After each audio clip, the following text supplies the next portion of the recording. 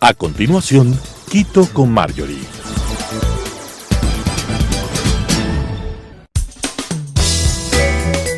Clasificación A. Apto para todo público.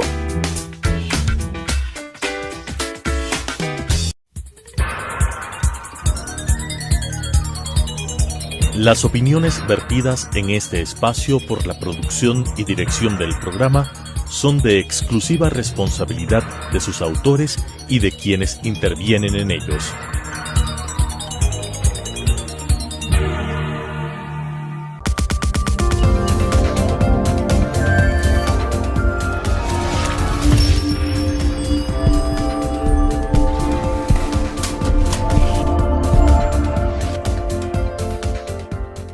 Amigas y amigos, bienvenidos. Soy Marjorie Chávez. Los derechos humanos han tenido una evolución importante a lo largo de la historia. Actualmente existen derechos de tercera generación reconocida por el marco jurídico de diferentes estados. Y para algunos jurisconsultos existen derechos de hasta cuarta generación, enfocados principalmente en el acceso a tecnologías de la información. El derecho a la identidad es uno de los más importantes para cualquier ser humano. Este tiene dos dimensiones. La primera es conocida como estática, misma que se refiere a la identificación física, biológica o registral de la persona.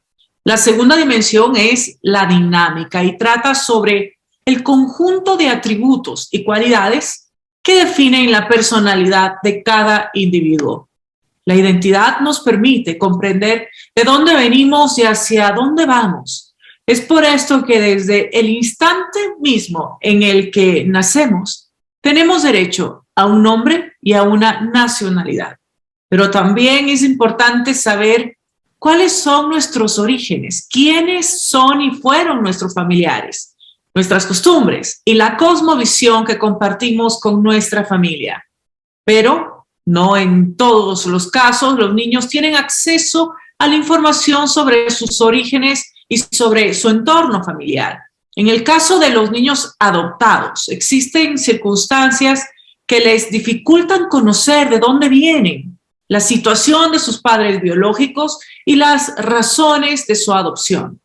Esto puede generar ciertos conflictos de los niños que han sido adoptados y por esto la Convención sobre los Derechos de los Niños obliga a los estados a adecuar la legislación para proteger su derecho a la identidad.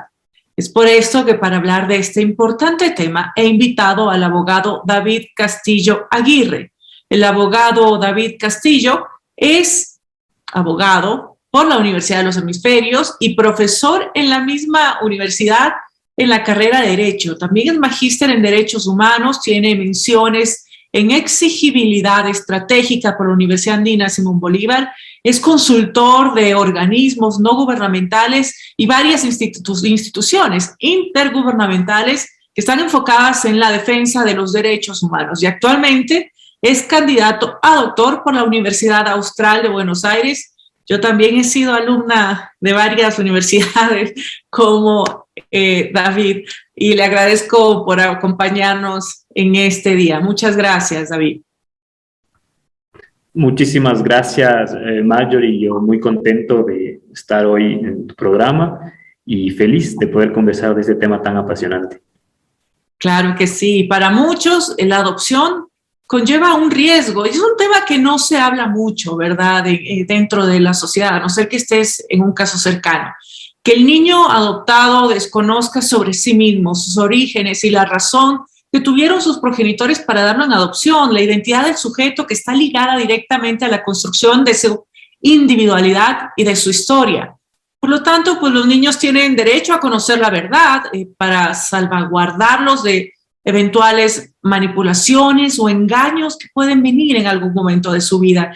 Me gustaría saber desde una perspectiva jurídica, ¿cuáles son las implicaciones que tiene para los derechos de nuestros niños, de los niños adoptados, ocultarles información respecto a su origen y proceso de adopción? Perfecto, Marjorie. Tú decías algo que es muy importante, que tiene que ver con la verdad. Sí, entonces, todo esto parte o nace del derecho que tenemos las personas a conocer nuestra propia verdad. Por supuesto, en el caso de la adopción, yo lo digo como persona adoptada que soy, en el caso de la adopción, nosotros tenemos algunas barreras que tenemos que sobrepasar. Y respondiendo precisamente a la pregunta, ¿qué implica o qué implicaciones tiene en el ámbito jurídico? Por ejemplo, no decirle a una persona que es adoptada, en realidad la implicación directa es la violación de su derecho a la identidad. Ese es el primer momento, es decir, ¿a qué tiene derecho una persona adoptada en materia de identidad? En primer lugar, a saber que es adoptada, es decir, conocer su condición de tal, y posteriormente, que es la parte más compleja, a acceder a información sobre su origen, su familia consanguínea y su historia personal. Entonces, respondiendo a la pregunta, la implicación es la violación frontal de un derecho que en realidad no está todavía muy bien comprendido. Entonces, muchas personas podrían pensar equivocadamente que ocultarle la condición de adoptado a alguien sería más bien beneficioso, cuando en realidad es todo lo contrario, es una vulneración a su derecho a la identidad. Y por un lado, el secreto de los padres adoptivos, por otro, el derecho al anonimato de los progenitores biológicos. Y tal vez el más importante, el derecho a la identidad, como nos has mencionado, ¿verdad? Entonces, ¿qué se puede hacer cuando en algunos casos estos derechos han entrado en conflicto? Y si consideras que nuestras instituciones actualmente son claras en lo que respecta a los derechos de los niños en adopción.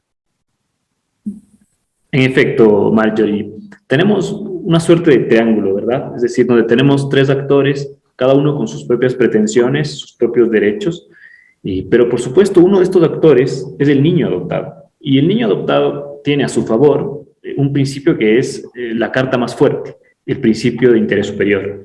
Entonces, las pretensiones, por ejemplo, de los padres y madres adoptivos y de los padres y madres biológicos, que casi siempre son las madres, dicho sea de paso, las que tienen que cargar con el abandono, el concepto de abandono, tienen, por supuesto, sus propias pretensiones. Sin embargo, ninguna de estas debería tener más peso en esta suerte de contradicción, si es que acaso, que el derecho a la identidad del niño. ¿Por qué? Porque el derecho a la identidad del niño se configura como un derecho humano, que además es un derecho que goza del principio de interés, es decir, tiene mucho a su favor. En cambio, la pretensión del anonimato, por ejemplo, el derecho a permanecer en el anonimato, y el derecho, que en realidad yo no pienso que es un derecho, pero que se le considera como tal, a no decirle a mi hijo o mi hija que es adoptado, quedarían como en un segundo plano. Por supuesto, esto no es fácil, y ahí está lo que tú me decías, lo que me preguntabas. ¿Cuál es el rol del Estado en este sentido y cuál es o qué es lo que deben hacer o han hecho las instituciones? Y en realidad hay bastante confusión. Es cierto lo que tú decías en la introducción, este no es un tema muy hablado, más bien es muy específico y muy concreto. Normalmente cuando uno piensa en adopción se preocupa del proceso anterior a la adopción, es decir, cómo adoptar. Una vez que se da la adopción, pues bueno, dele para adelante y mucha suerte. Pero no es así, no termina y en realidad empiezan muchos problemas. Y la adopción justamente tiene eso, ¿no? Las instituciones hacen un seguimiento, hacen asistencia psicológica, me refiero por ejemplo al MIES, pero parece que no es suficiente, porque es muy corta, porque queda corta, y porque finalmente el acceso a la información de las personas adoptadas es sumamente complejo. Y también existe una creencia, por así decirlo, generalizada sobre una incapacidad supuesta de nuestros niños a formular opiniones informadas en algún momento que pueden ser tomadas en cuenta para las decisiones que tienen que ver sobre su propio bienestar. Algunos pues llaman a esta visión el adultocentrismo, misma que le da a los padres biológicos o adoptivos o a las instituciones que mencionas la capacidad de decidir sobre la vida de los niños jurídicamente hablando. ¿Esto crees tú que afecta de alguna forma los derechos de los niños y desde una perspectiva legal y relacionada con la adopción, hasta qué punto la inmadurez de los niños es una limitante para que puedan acceder o no al conocimiento de sus orígenes? Esa es una excelente pregunta y bueno, en realidad el proceso de crecimiento de un ser humano, por supuesto, tiene etapas, ¿no? Entonces, ¿qué es lo que se recomienda? ¿Qué es lo que ha dicho la doctrina, incluso desde la psicología? Se han manifestado diciendo que la persona adoptada tiene que saber que es adoptada desde siempre. Es decir, tiene que ser un proceso de acompañamiento desde que es adoptada en adelante, ¿sí? Es decir, sería un error pensar que uno debe esperar a que la persona entre en uso de razón o que sea adolescente o joven adulta para empezar a contarle. Más bien lo contrario, es decir, hacer un proceso de asimilación desde lo más pequeño posible. Obviamente hay adopciones de niños más grandes, ahí pues, evidentemente hay que hacer un trabajo distinto, pero tiene que haber un respeto hacia el ser humano. Es decir, si yo veo al niño, al menor, justamente con esta visión adultocéntrica, es decir, no va a poder asimilar nada, yo tengo que hacer todo por él, yo tomo todas sus decisiones, entonces en realidad lo estoy reduciendo. Es como subestimarlo también, ¿verdad? Sí, perfecto, es como subestimar su capacidad de saber la verdad, de conocer su historia, de asimilar su condición y su propia vida.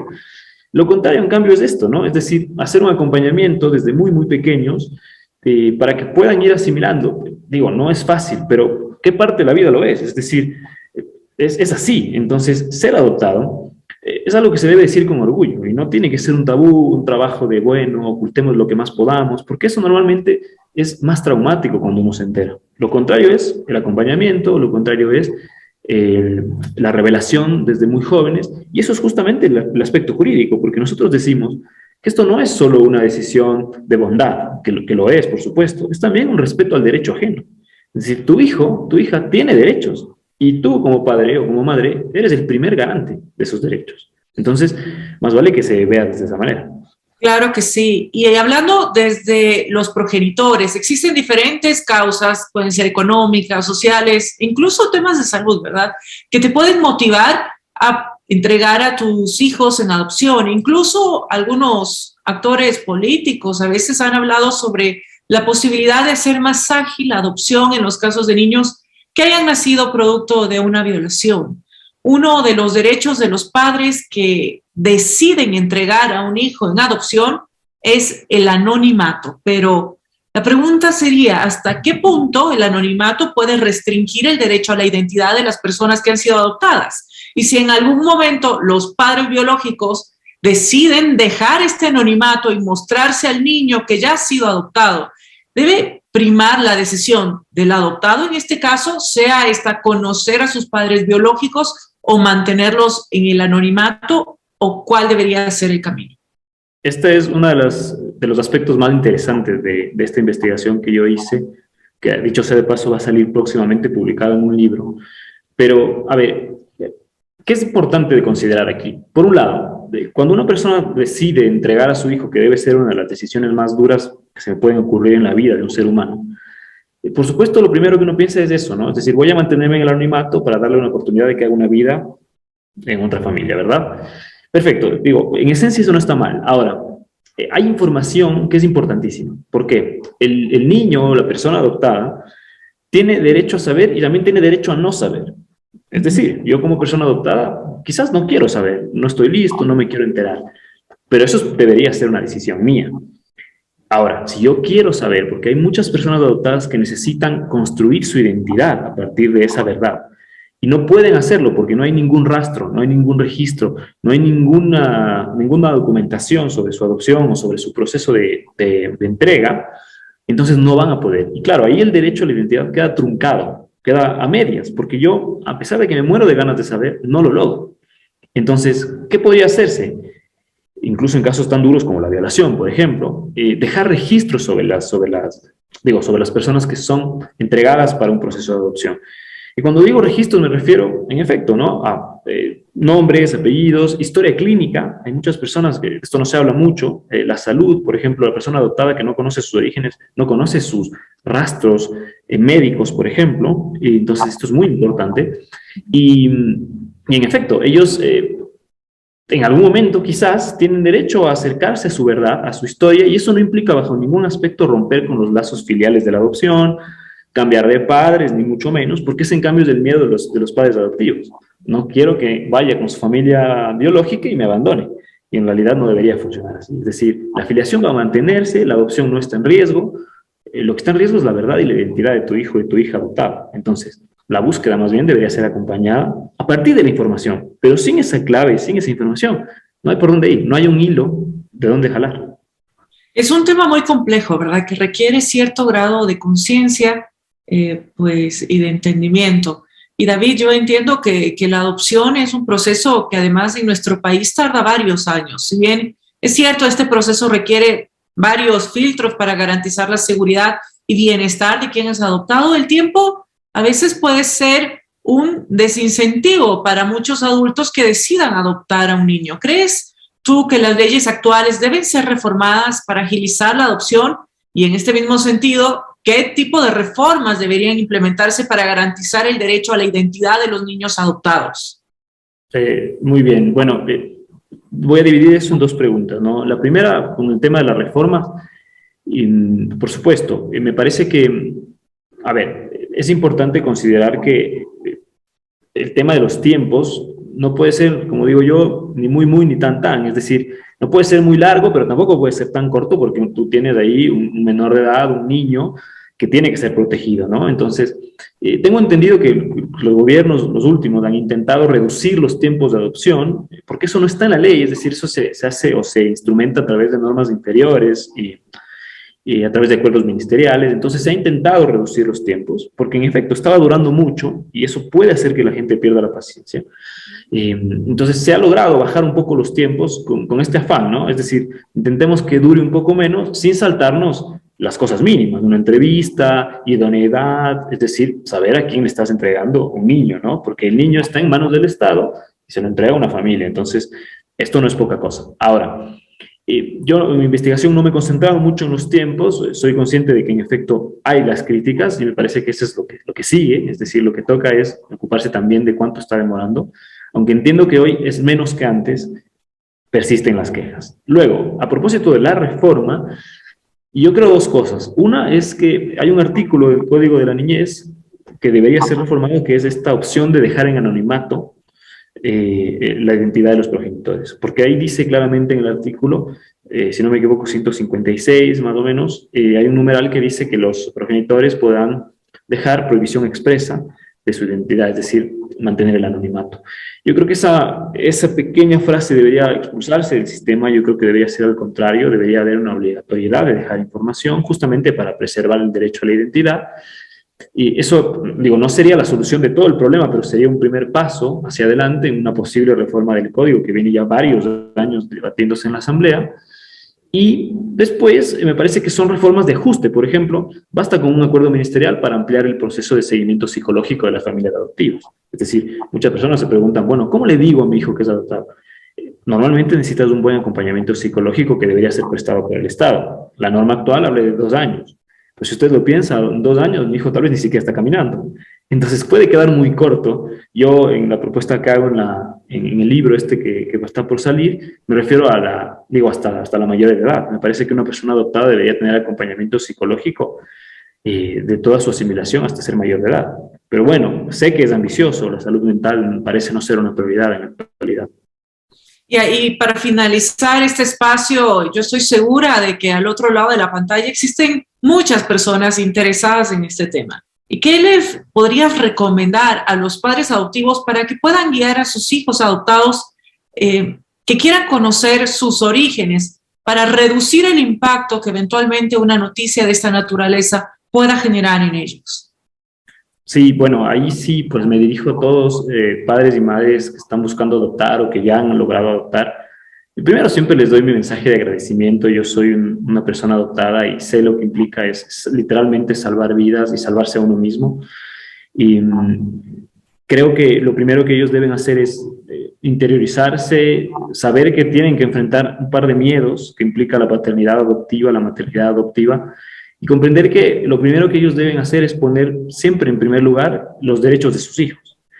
Y ahí está justamente uno de ellos, que es la identidad. Yo sé que es duro, yo sé que suena difícil, pero no están solos. Hay muchas personas adoptadas, muchas familias adoptivas, y es muy bueno echar mano de eso para enriquecerse de las experiencias. Mucha gente puede contar cómo fue el proceso de revelación. Y también entender que cada uno es distinto y que no todos van a reaccionar igual, y que si un hijo o hija adoptivo reacciona de manera compleja, difícil, pues quizás es parte de un proceso, pero por delante debe estar la verdad y el amor. Entonces, recordarles que sí, que puede ser complejo, pero que lo mejor es hacerlo bien, porque ocultar va a traer muchos más conflictos y, por supuesto, una violación de derechos que es terrible pensar que yo, como padre, como madre, soy el que ha causado esos traumas o esos problemas. Entonces, siempre con la verdad por delante y, por supuesto, yo siempre me pongo a disposición de las familias adoptivas si alguien me está escuchando y pueden conversar conmigo. Sería un placer darles mi consejo o derivarles con personas para que puedan llevar este proceso que es tan lindo, es la adopción. Muchas gracias, David, por contarnos desde tu experiencia profesional y también desde tu experiencia de vida. Realmente son mensajes muy bonitos cuando hablas de la verdad, del valor de la verdad, del valor del amor y del respeto a la individualidad. Creo que es absolutamente posible y aún me gustaría también tener unas palabras finales tuyos relacionados más bien sobre la importancia del derecho a la identidad en los niños adoptados. Por supuesto. Bueno, la identidad es uno de esos derechos que a mí me han apasionado desde hace tiempo y que por supuesto lo tenemos todos por ser humanos. En los adoptados es incluso más compleja. Entonces, hoy por hoy nosotros tenemos que recordar que el derecho a la identidad de una persona adoptada es una de las bases de su desarrollo, es decir, el famoso quién soy, ¿no? Es decir, la persona adoptada debe poder o tiene el derecho de desarrollar su personalidad, su condición, su vida a partir de su adopción. No digo que esto deba ser el condicionante, el adoptado no es solo adoptado, es muchas otras cosas más, pero por supuesto es algo que ha marcado su vida y buscar sus orígenes, buscar su historia, buscar su pasado, también es parte de la vida. O sea, la vida no empezó cuando te adoptaron, la vida empezó un poco antes y eso te hace ser quien eres. Entonces la adopción y la identidad del adoptado justamente radica, la importancia, digamos, radica en estos elementos a los que me refiero. Que por supuesto pueden ser muy duros, incluso en los escenarios complejos que decíamos hace unos minutos, ¿no? Producto de una violación, por ejemplo. Bueno, ese soy, de ahí vengo, por más duro que sea. Entonces, todo eso es parte de esta verdad. Y la verdad, digo, ¿qué persona se puede desarrollar, sea una adoptada, sin la verdad? Entonces, la identidad tiene ese valor, esa importancia en un sistema jurídico y en particular con esta visión desde los derechos humanos. Te agradezco mucho, David, por todo tu conocimiento y tu experiencia y tus mensajes. Realmente es conmovedor. Es un tema que nos apasiona. Creo que podemos seguirlo profundizando. Estaremos atentos todos de tu publicación y si tú me lo autorizas y algún televidente quiere contactarse contigo, pues me pueden escribir y yo encantada les paso el contacto de nuestro invitado. Y amigas, amigos, espero que este programa, al igual que a mí, les haya servido de mucho y sea de interés. La identidad de los seres humanos es vital para su desarrollo y como hemos visto, los derechos de los niños tienen supremacía frente a otro tipo de derechos relacionados con la adopción. Nuestro marco jurídico debe avanzar de acuerdo con los estándares internacionales de derechos humanos y estos permiten no solo proteger a las personas, garantizan la convivencia pacífica entre todos. Yo agradezco nuevamente a nuestro invitado por su participación el día de hoy y con ustedes, amigos televidentes, nos vemos la próxima semana. Un fuerte abrazo. Soy Marjorie Chávez. Hasta pronto.